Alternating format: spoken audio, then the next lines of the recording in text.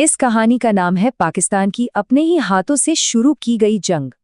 चलिए कहानी की शुरुआत करते हैं एक ऐसे भविष्य से जिसकी आज शायद ही कोई कल्पना कर सकता है। एक ऐसा गठबंधन जो धू धू कर जल रहा है।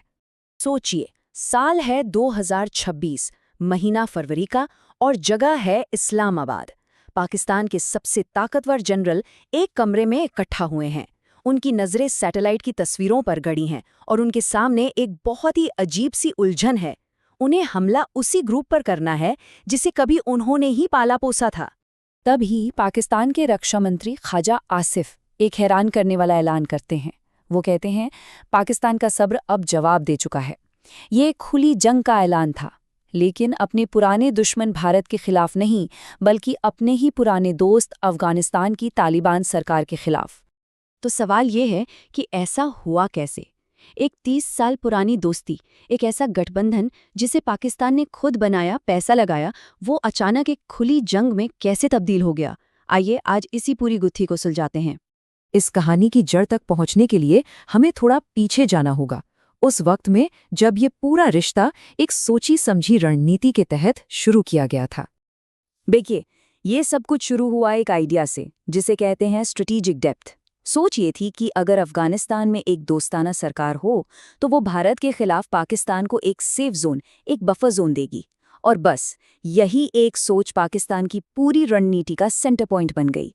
हुआ ये कि 1994 में पाकिस्तान की आईएसआई ने मुल्ला उमर को हथियार और पैसा मुहैया कराया। और बस 2 साल में 1996 तक तालिबान ने काबुल पर कब्जा कर लिया।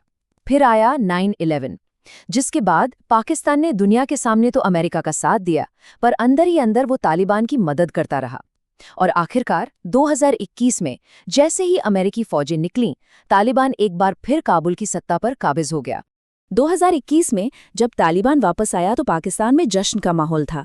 उस वक्त के प्रधानमंत्री इमरान खान ने तो यहाँ तक कह दिया, अफगानों ने गुलामी की जंजीरें तोड़ दी हैं। पाकिस्तान को लगा कि उसकी कठपुतलियां वापस सत्ता में आ गई हैं। लेकिन कहानी में एक बहुत बड़ा ट्विस्ट आना अभी बाकी था।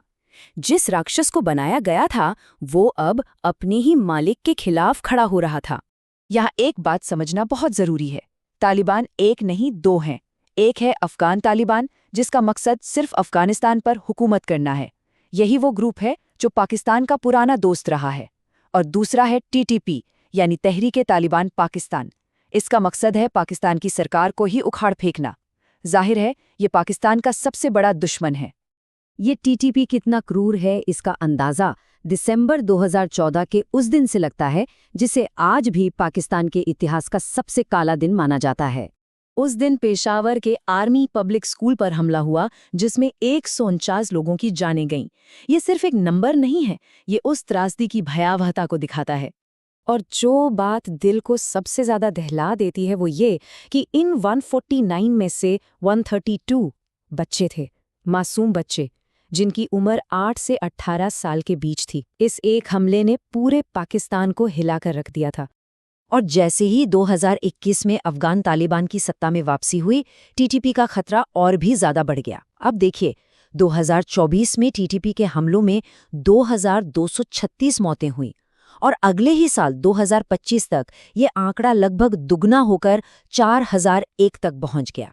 तो आज हालत ये है कि पाकिस्तान और अफगान तालिबान दोनों ही एक बहुत मुश्किल और अजीब सी स्थिति में फंसे हुए हैं। एक ऐसा जियोपॉलिटिकल जाल जिससे निकलना मुश्किल है। सोचिए, पाकिस्तान का सबसे बड़ा दुश्मन टीटीपी उसी के सबसे पुराने दोस्त यानी अफगान तालिबान की पनाह में जी रहा है। यही इस पूरे संघर्ष का सबसे बड़ा विरोधाभास है। अब देखिए, पाकिस्तान तालिबान से कहता है कि टीटीपी के खिलाफ एक्शन लो, लेकिन तालिबान को डर है कि अगर उसने ऐसा किया तो टीटीपी के लड़ाके उनके सबसे बड़े दुश्मन आईसीएसके के पास चले जाएंगे। और तालिबान के लिए एक मजबूत आईसीएसके पाकिस्तान से भी कहीं बड़ा खतरा है।